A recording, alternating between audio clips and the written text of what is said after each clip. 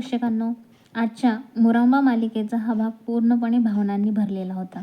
मनाला चटका लावणारा आणि पुढील मोठ्या ट्विस्टची चाहूल देणारा होता. आजच्या भागाची सुरुवात होते. अण्णासाहेब लॉन एरियामध्ये उभे असतात. ते रमाची वाट पाहत असतात, पण त्याचवेळी त्यांच्या मनात अक्षयने विचारलेला एक प्रश्न घोळत असतो. रमा खरंच खुश आहे का? हा प्रश्न अण्णासाहेबांच्या मनाला चांगलाच अस्वस्थ करून जातो. त्यांच्या मनात येतं, जर रमा आनंदी नसती तर तिने स्वतःहून मला आधीच सांगितलं असतं ना. मग अक्षयने असं थेट मला का विचारलं? इतक्यात रमा समोरून येते, पण ती खूपच थकलेली आणि विचारात गुंतलेली असते. अण्णासाहेब तिला हसत टोमणा मारतात, पण रमा खरंच इतकी गडबडीत असते की तिला तेही दिसत नाहीत. जेवायला बाहेर जायचं का? अण्णासाहेबांचा प्लॅन असतो, पण रमा थकव्यामुळे नको म्हणते आणि नकार देते. ती नम्रपणे विनंती करते की आज घरीच जेवूया. अण्णासाहेब लगेच मान्य करतात. यातूनच आपल्याला कळतं की अण्णासाहेबांसाठी रमाचा आराम आणि समाधान किती महत्त्वाचं आहे. यानंतर येतो आजच्या भागातला सगळ्यात भावनिक सीन. अण्णासाहेब रमाशी मनमोकळा संवाद साधतात.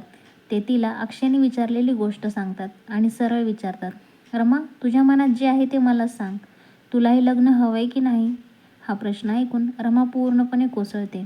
ती आधीच बोलत नाही, फक्त अण्णासाहेबांना मिठी मारते. बाहेरून ती शांत असते, पण आतून ती जाणत असते की आता उशीर झालाय. ती मनातल्या मनात म्हणते, आता परत जाण्याचा मार्ग उरलेलाच नाही. दुसरीकडे अक्षय आणि स्वरा यांच्यात संवाद वेगळाच वळण घेतो. स्वरा अक्षयच्या चेहऱ्यावरचं अस्वस्थपण लगेच ओळखते. तिला जाणवतं की अक्षय अजूनही रमामध्ये अडकलेला आहे. ती त्याला स्पष्ट विचारते, रमा जात असताना तू तिच्याकडे असं का पाहत होतास? अक्षय मान्य करतो की त्याला भीती वाटत होती, ही शेवटची भेट ठरू नये म्हणून. याचवेळी स्वरा अक्षयला एक महत्त्वाचा सल्ला देते. ती म्हणते, रमाच्या जुन्या आठवणी पुन्हा जिवंत कर. तिला तिच्या भावना स्वतःहून व्यक्त करू दे. हा सल्ला अक्षयच्या मनाला भिडतो आणि तो लगेच काहीतरी वेगळं करायचं ठरवतो. यानंतरचा सीन खूप खास आहे. घर रिकामं असताना अक्षय रमाला घरी बोलावतो. इथेच प्रेक्षकांचं लक्ष खिळून राहतं. अक्षय रमाशी खूप शांतपणे बोलतो. तो सांगतो की भांडण करून वेगळं होण्यापेक्षा तो निरोप सुंदर पद्धतीने घ्यायचा. तो रमाला विनंती करतो, फक्त एक दिवस पुन्हा पूर्वीसारखं जगूया.